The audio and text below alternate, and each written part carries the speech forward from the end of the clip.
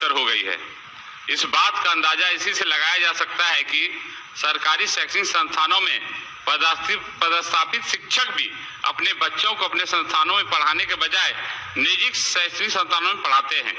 शिक्षा के व्यवसायीकरण का दुष्परिणाम है कि सरकारी तंत्र का खुद सरकारी शैक्षणिक संस्थानों से पूरी तरह भरोसा खत्म हो चुका है। राज्य की आम जनता में इसको लेकर आक्रोश एवं असंतोष है। सरकारी शैक्षणिक संस्थानों को बेहतर बनाने का एकमात्र उपाय है कि राज्य के सभी सरकारी वेतनभोगी अपने अपने बच्चों को सरकारी शैक्षणिक संस्थान में पढ़ाएं। अतः सभी सरकारी वेतनभोगी अपने बच्चों को सरकारी शैक्षणिक संस्थानों में पढ़ाएं। इसके लिए कानूनी रूप से बाध्य हो सके, इसके लिए कानून बनाने हेतु हम सदन के माध्यम से सरकार का ध्यान आकर्षित करते हैं। माननीय मंत्री शिक्षा विभाग।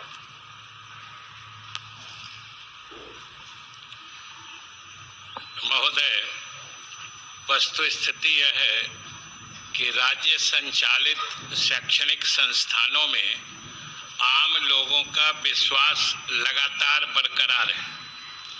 राज्य संचालित शैक्षणिक संस्थानों में मैट्रिक एवं इंटरमीडिएट में नामांकित छात्रों एवं परीक्षा में सम्मिलित होने वाले परीक्षार्थियों की संख्या में लगातार और उत्तरोत्तर वृद्धि हो रही है।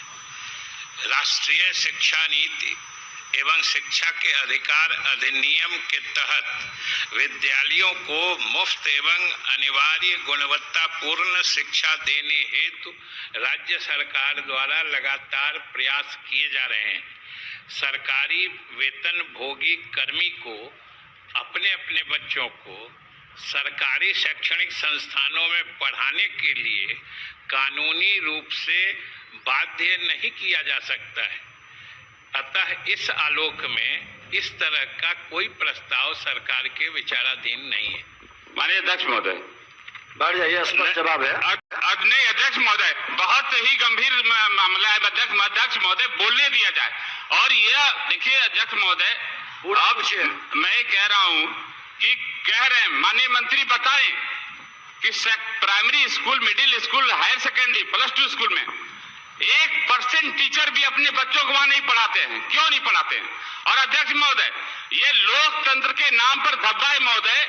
अब जवाब दे दिया। नहीं अध्यक्ष महोदय, पूरक पूछिए, पूरक क्या है? महोदय पूरक पूछ रहे हैं। आप बता दें कि इनके पास आंकड़ा है कि जो उसमें शैक्षणिक संस्थानों में पढ़ाने वाले शिक्षक हैं उनके कितने % बच्चे उस स्कूल में पढ़ते हैं? नहीं पढ़ते तो क्यों नहीं पढ़ते हैं? सुनिए महोदय, एक चीज सभी माननीय सदस्यों को स्पष्ट होना चाहिए कि सरकार शिक्षा के प्रचार प्रसार में विश्वास करती है।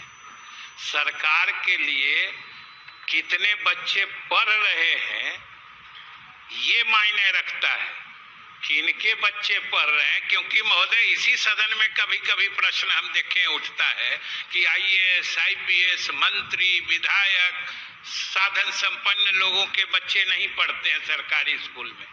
सरकार ने कब दावा किया है कि हम ऊंचे ऊंचे पदों पर रहने वाले लोगों के बच्चों के लिए स्कूल चलाते हैं? सरकार ने तो कभी दावा नहीं किया। हमारे सरकार के सामने हमेशा गरीबों के बच्चों को पढ़ाने की प्राथमिकता है, जो गांव में रहते हैं, जो शहर में जाके पढ़ नहीं सकते हैं। और महोदय, जो साधन संपन्न हैं, जो बड़े अधिकारी हैं, जो काफी संसाधन रखने वाले लोग हैं, जो बाहर में पढ़ा सकते हैं, शहरों में पढ़ा सकते हैं, राजधानियों में पढ़ा सकते हैं, विदेशों में पढ़ा सकते हैं, उनके बच्चे हम सरकारी स्कूल में दाखिल करवा दें। महोदय, अभी आपने क्या कहा?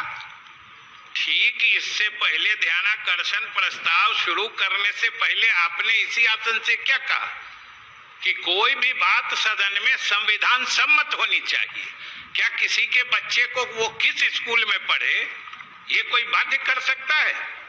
किसी के मौलिक अधिकार को कोई छीन सकता है? सभी नागरिकों को आजादी है कि वो अपने बच्चों को अपनी पसंद के शिक्षण संस्थानों में पढ़ाएं। और और जहां तक सरकारी शिक्षण संस्थानों में घटते हुए विश्वास की बात है, महोदय मेरे पास आंकड़े हैं और मुझे बताते हुए प्रसन्नता हो रही है कि हमारे सरकारी शिक्षण संस्थानों में लगातार छात्रों और विद्यार्थियों की संख्या बढ़ रही है।